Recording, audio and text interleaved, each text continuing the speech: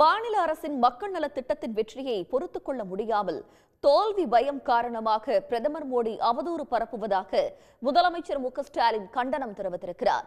பிரதமர் அனைவருக்கும் பொதுவானவர் என்பதை மறந்து விரக்தியின் காரணமாக மாநிலங்களுக்கிடையே வெறுப்பை தூண்டுவதாக முதல்வர் குற்றம் சாட்டியுள்ளார். முதலமைச்சர் மு.க.ஸ்டாலின் வெளியிட்டுள்ள அறிக்கையில், எதிர்க்கட்சிகள் ஆளும் மாநிலங்களில் செயல்படுத்தப்பட்டு வரும் மக்கள் நலத் திட்டங்களை கொச்சைப்படுத்தி தான் எப்போதும் ஏழை மக்களுக்கு எதிரானவர் என்பதை மோடி வெளிச்சம் போட்டு காட்டியிருப்பதாக கூறியுள்ளார். கோடிக்கணக்கான பெண்களுக்கு நாள்தோறும் நன்மை தந்து வரும் விடியல் பயண திட்டத்தை பகிரங்கமாக எதிர்த்துள்ள மோடி, கட்டணமில்லா பேருந்து பயணத்தால் மெட்ரோ ரயில்களில் கூட்டமில்லை என புது புரளி கிளப்பியிருப்பதாகவும் முதலமைச்சர் கண்டனம் தெரிவித்துள்ளார்.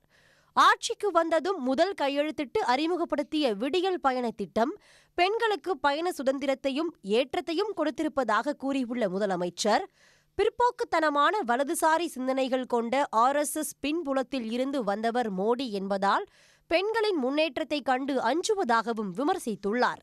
2019 3,28,00,000 இருந்த சென்னை மெட்ரோ பயணங்கள் இலவச பேருந்து பயணம் அமலுக்கு வந்த பிறகு 2023 9,11,00,000 அதாவது மும்மடங்காக உயர்ந்துள்ளதாக முதலமைச்சர் குறிப்பிட்டுள்ளார். சென்னை மெட்ரோ 2ஆம் கட்ட விரிவாக்கத்துக்கு நிதி தராமல் அந்த திட்டத்தையே முடக்கிய பிரதமர் மோடி விடியல் பயண திட்டத்தின் மீது வீண்பழி சுமத்தியிருப்பதாகவும் அவர் சாடியிருக்கிறார்.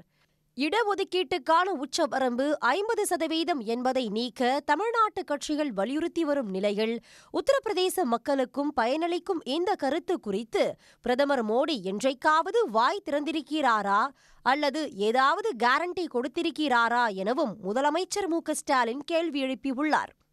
பாஜகவின் பிளவுவாத கனவுகள் ஒருபோதும் பலிக்காது என்றும் ஜூன் 4ஆம் தேதி இந்த பொய்மைகள் உடைப்பட்டு இந்தியா கூட்டணி வெல்லும் என்றும் முதலமைச்சர் திட்டவட்டமாக தெரிவித்துள்ளார். உடனுக்குடன் செய்திகளை தெரிந்து கொள்ள சன் நியூஸ் பெல் ஐகானை கிளிக் பண்ணுங்க.